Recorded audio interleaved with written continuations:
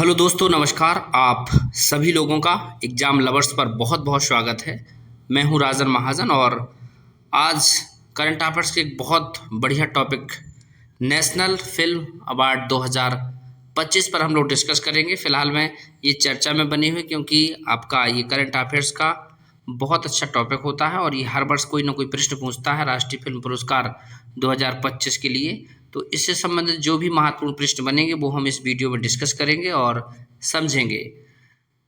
आपका ये current affairs का सेशन है, बहुत एक लंबे समय के बाद मैं फिर से स्टार्ट कर रहा हूँ और आई होप उम्मीद के साथ स्टार्टअप कर रहा हूँ कि शायद इसके बीच में अब जल्दी गैप ना हो और हम लोग डेली कुछ ना कुछ करंट अफेयर्स के महत्वपूर्ण विषयों पर, टॉपिक्स पर या कोई स्पेशल न्यूज होगी उस पर डिस्कस करते चलेंगे। तो चलिए सेशन को स्टार्ट करते हैं और समझते हैं।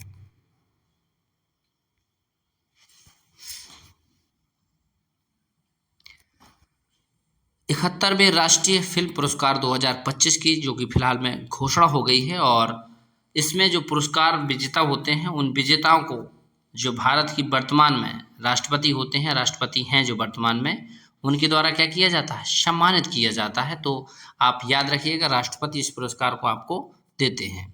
अब सबसे ज़्यादा जो प्रश्न पूछा जाता है बेस्ट एक्टर और बेस्ट एक्ट्रेस का अवार्ड, तो आप समझ लीजिए सर्वश्रेष्ठ अभिनेता शाहरुख खान को जो कि जवान मूवी के लिए दिया गया है और Vikrant Massey 12th fail film, बहुत अच्छी फिल्म थी और 12वीं फेल करके आपने देखी होगी और ये फिल्म एक रियल कहानी पर आधारित थी।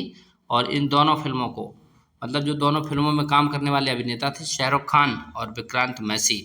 शाहरुख खान के अपने 30 साल से ज़्यादा के कैरियर में पहली बार ये पुरस्कार दिया गया। ऐसे ही विक्रांत मैसी को भी पहली बार राष्ट्रीय पुरस्कार से सम्मानित किया जाएगा बेस्ट एक्टर के लिए, यानी सर्वश्रेष्ठ अभिनेता के लिए। ऐसी बात की जाए सर्वश्रेष्ठ अभिनेत्री के लिए तो रानी मुखर्जी, बहुत अच्छा रोल किया इन्होंने। मिसेस चटर्जी वर्सेस नॉर्वे एक कहानी है और एक महिला थी, भारतीय महिला थी और नॉर्वे में यानी कुछ ऐसे रूल्स आए बच्चों को लेकर के, तो इनके जो बच्चे थे उनको वहाँ की गवर्नमेंट द्वारा छीन लिया गया और फिर रानी मुखर्जी जी एक सशक्त महिला के रूप में वहाँ पर अपना केस लड़ती हैं और उन बच्चों को जो खुद के अपने बच्चे होते हैं उनको वापस लाती हैं और इसी कहानी पर उनको बेस्ट एक्ट्रेस, उनके रोल के लिए बेस्ट एक्ट्रेस का अवार्ड दिया गया है।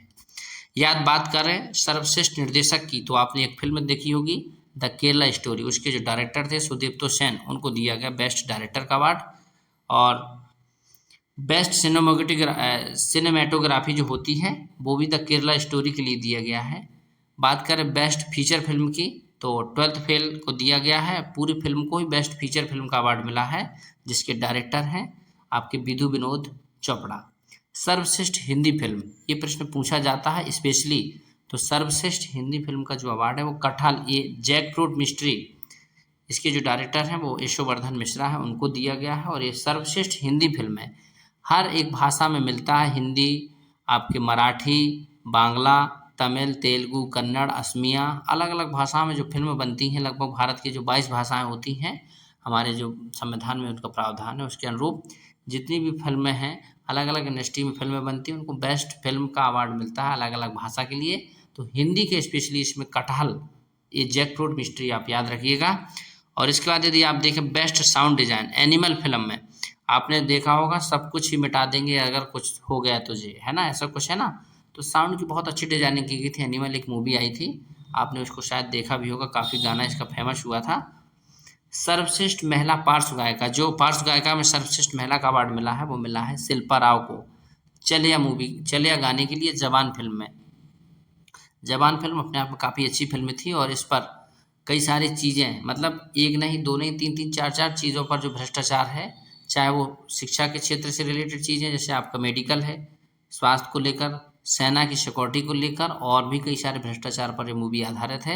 इसके डायरेक्टर एटली कुमार है, काफ़ी पहली बार उन्होंने बॉलीवुड में हिंदी भाषा में अपनी फिल्म बनाई थी और पहली बार में ही उनको उनकी जो फिल्म है उसको क्या किया गया, बेस्ट एक्टर का जो अवार्ड मिल गया शाहरुख खान जी को उसको लिए।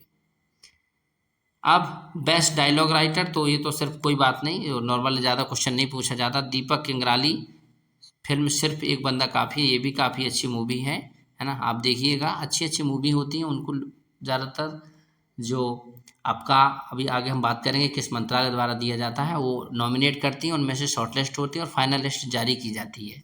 तो आगे हम लोग और जानकारी देखते हैं इसके बारे में। अवार्ड के बारे में थोड़ा सा अब हम लोग जानते हैं। देश का सबसे प्रतिष्ठित फिल्म पुरस्कार माना जाता है और आप लगभग देखेंगे हर वर्ष दिया जाता है। बीच में कोरोना की वजह से 2 साल इसमें डिले हो गया, तो ये 2025 चल रहा है। फिलहाल ये 2023 का अवार्ड है, आप इसको याद रखिएगा। शुरुआत 1954 से होती है इसकी, और इसका जो आयोजन होता है केंद्रीय सूचना और प्रसारण मंत्रालय द्वारा किया जाता है। और इनके पुरस्कारों का जो वितरण है, पुरस्कार जो दिए जाते हैं वो राष्ट्रपति जी द्वारा दिए जाते हैं, आपको याद रखना है। पहला नेशनल अवार्ड मराठी फिल्म श्यामची आई को दिया गया था। ये आपको 3 वर्गों में दिए जाते हैं, फीचर फिल्म, गैर फीचर फिल्म और सिनेमा पर सर्वश्रेष्ठ लेखन यानी राइटिंग के लिए कितनी अच्छी आपने फिल्म लिखी हुई है, कितनी अच्छी आपने राइटिंग पर काम किया, तो इन 3 क्षेत्रों में आपको नेशनल अवार्ड दिया जाता है। और अब ये जो प्रश्न है आपको याद रखना है 12th फेल के लिए। जो 12th फेल में काम किया है विक्रांत मैसी से, उनको बेस्ट एक्टर का अवार्ड दिया गया। जवान के लिए शाहरुख खान जी को, और द केरला स्टोरी बेस्ट जो मूवी बनी है, बेस्ट हिंदी फिल्म बनी है कठाल। और आपके जो डायरेक्टर हैं सुदेप्तो सेन द केरला स्टोरी के लिए 1954 में इसकी स्थापना होती है। सूचना और प्रसारण मंत्रालय इसको क्या करता है, इसकी घोषणा करता है, इसको देता है। और इसका जो पुरस्कार वितरण समारोह में पुरस्कार देने का काम करते हैं वो करती हैं राष्ट्रपति महोदया, वर्तमान में जो है हमारी द्रौपदी मुर्मू जी। तो ये इससे रिलेटेड कुछ जानकारी है। नेशनल फिल्म अवार्ड हर वर्ष दिए जाते हैं, 71 ये आपको याद रखना है एडिशन है इसका।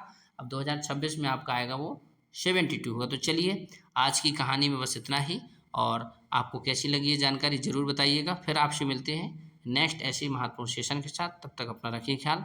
Thank you so much. और एग्जाम लवर्स पर आज यदि आप पहली बार आए हैं तो आप चैनल को बिल्कुल सब्सक्राइब कर लीजिए। मैं आपको UP SSSC PAT, BPSC TRE 4.0 और यूपी के LT ग्रेड से संबंधित GK GS के जो प्रश्न होंगे, जो प्रश्न श्रृंखला होगी, करंट अफेयर्स होगा और अदर चीज़ें होंगी, वो हम लोग आप तक पहुंचाते रहेंगे। और आने वाली यूपी टेट की जो वैकेंसी होगी उसको भी हम लोग कवर करेंगे। तो चलिए अपना रखिए ख्याल, तब तक thank you so much, take care.